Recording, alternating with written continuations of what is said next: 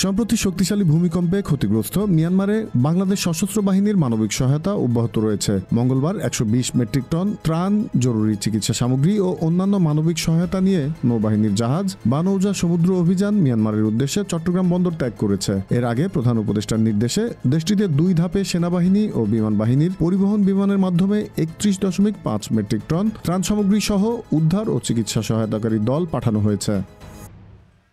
আন্তঃবাহিনী জনসংযোগ পরিদপ্তর আইএসপিআর জানায়, মঙ্গলবার ক্যাপ্টেন মোহাম্মদ আলী হোসেনের নেতৃত্বে নৌবাহিনীর জাহাজটি প্রায় 120 মেট্রিক টন ত্রাণ সামগ্রী সহ মিয়ানমারের উদ্দেশ্যে যাত্রা করে। এর আগে নৌবাহিনী প্রধান অ্যাডমিরাল এম নাজমুল হাসান ত্রাণ সামগ্রী প্রেরণ কার্যক্রম পরিদর্শন করেন এবং প্রয়োজনীয় দিক নির্দেশনা দেন। ত্রাণবাহী জাহাজটি আগামী 11 এপ্রিল মিয়ানমারের ইয়াঙ্গুন বন্দরে পৌঁছাবে। সেখানে মিয়ানমার সরকারের প্রতিনিধি দলের কাছে আনুষ্ঠানিকভাবে ত্রাণ সামগ্রী হস্তান্তর করা হবে।